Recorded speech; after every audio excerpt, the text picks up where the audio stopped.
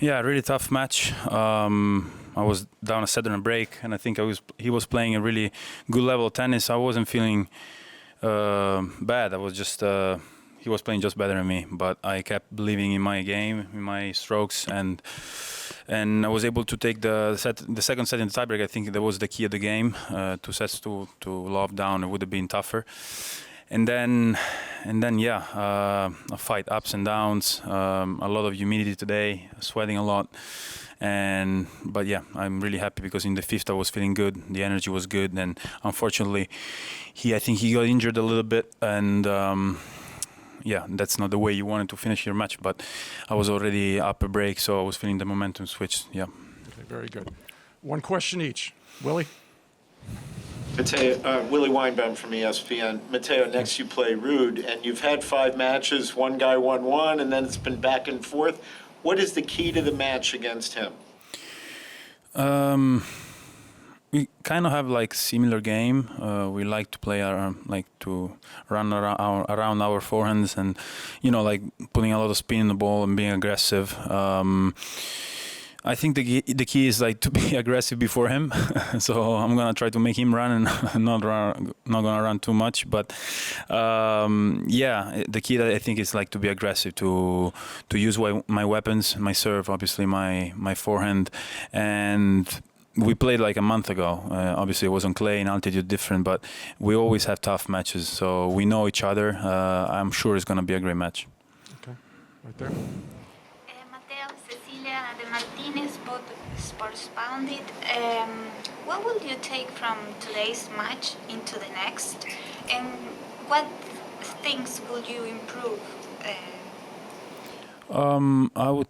I would take a lot of stuff. I think mentally I was really good because I wasn't feeling great mentally at the beginning. My tennis was there, but I was kind of like not really into the match, and I was able to kind of switch this thing, and that's important. You can do it during the match, like kind of like learning and processing what is happening, and then kind of like figuring it out and getting better. So that's one thing for sure.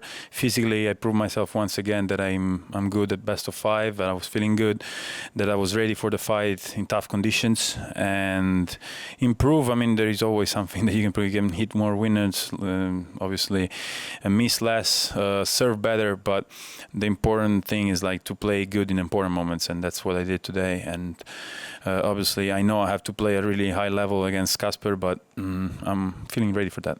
Matt.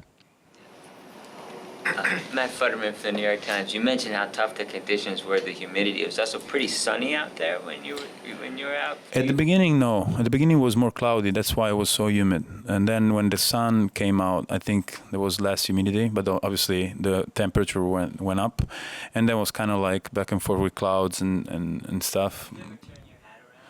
The sun comes out like no, that? I don't like to play with my head, like no, in my face. No, it wasn't bothering me. The sun, it was actually fine. It was more the heat, obviously the humidity, and sometimes, I mean, my shorts were soaked in sweat. So yeah, it was tough to move. Sometimes I was feeling, yeah, tough, heavier. ClayTennis.com, Matteo. Do you like the electronic line call system, or do you miss the human factor?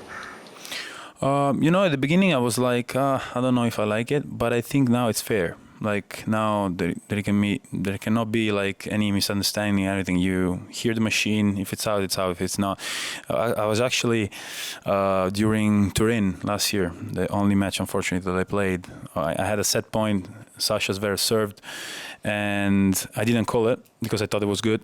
And then my box, I didn't get it. My box was telling me like call it, and it was actually out first serve. So, like in this case, it wouldn't happen. So, I think it's better like this. Obviously, you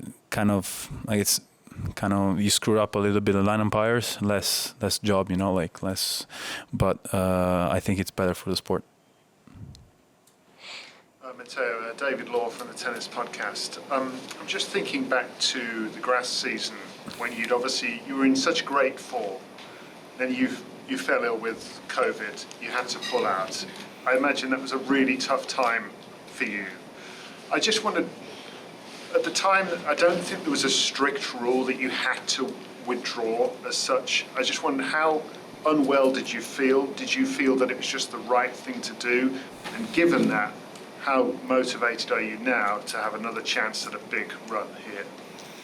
I was sick. I had really a high temperature. Was feeling all my bones were broken, and yeah, I got tested because I think it was the right thing to do because I had symptoms, and I'm really sensitive for COVID. You know, I had friends that unfortunately, luckily, I didn't lose anybody for COVID, and I thank God for that. But I have people that lost people for COVID. So, and yeah, I'm really sensitive about that. And I knew that, you know, like getting tested, if you're positive, you're out. And it was really tough. I think even if I didn't get tested, even if I did the right thing pulling out, because it took me 3 weeks to get back in shape, and I don't know what would have happened if I played, you know, like if I didn't get tested and try to play, because I could have like had, I don't know, multiple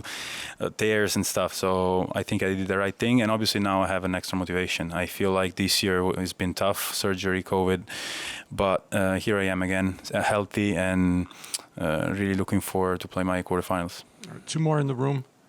Reem, Chris, then I have virtual. Lima with Eurosport.com. Matteo, congratulations. You've now made the quarterfinals or better in your last 5 Grand Slams, and I'm curious, what does this statistic in particular mean to you, especially that the tour right now is in a bit of a transition where some of the other guys who are in top 10 aren't able to have that kind of consistency at the slams? Yeah, I mean, it's not a secret. For me, the slams are, you know, like the goals of the goal of the season. Like I said, I missed 2 this year, and it was really tough to kind of overcome it mentally. But I think it proves that my level is high in the slams, that I'm really solid, that I like to play best of 5, and I give my best, and I play my best tennis in the most important stages of the tour. So this is something that sometimes I kind of forget, and I have to remind myself, because it's important for my confidence as well. So it makes me proud, it makes me want to do more, it makes me want to lift a bigger trophy. Yeah. Chris, last question in the room. Yeah, Chris Otto with US Open. Congrats on your win. Thank you. I see you have Giovanni in your box, and you always do. Of course. I just wanted to ask you a little bit about what that relationship means to you. It's been a while that you've known him, and it's like basically having a home away from home, sort of, having the restaurant and having him with you as a good friend in New York. Yeah, especially New York is such a busy city, you know, like you feel like you can do everything you want, and having like a place where you can go and chill and not getting like distracted, I would say. I think it's special, especially because I feel like family with him. He's a really good guy. He treats me well, even before when I met him, even before I was, you know, the player that I am right now. So he has a huge heart, and I try to help him as much as I can when his restaurant got in fire, and obviously COVID happened. He lost his visa, but now he's back on track. We've been through tough moments, both of us, for our careers, and now we're getting better together. So it's special to have him there, and he has obviously a great relationship with my family, with my coaches, with my team. So, like I said, he's family, and I'm really happy that he's here. If you can just turn your attention to the video board. Jonathan from US Open, you are on live. That camera? No, the video board. Oh. Okay. Hey, Matteo. Thank you. You spoke the other day about having a certain kind of fear that helps you play better. You like to have that kind of fear, and it motivates you. It was in regards to kind of missing some of the year, and you weren't sure of your level. What did you mean by that, and how does that fear kind of help you play better? I feel like you're a ghost. Where are you? I don't see your face. It's supposed to... Hey, listen, you came in early. That doesn't show up. Things happen. Okay. I'm going to look at the... Oh. There we go. See? Here we go. Okay. Yeah, I think fear is part of my life for sure, and my career as well, and I think everybody's life. For me personally, it's a big engine. Like it's something that helps me getting up in the morning and achieving goals. Without fear, I wouldn't be here. And obviously, you have to be able to kind of like handle it and overcome it in a way. Otherwise, you're gonna it's gonna be tough, but you're not gonna enjoy. But I always say, when I'm not tight, when I don't have fear to lose or don't have like something that I can miss, I never play good. And so when I feel it, I don't like it, but I know that eventually I'm gonna like it. So it's kind of like screwed up, but it works. Okay.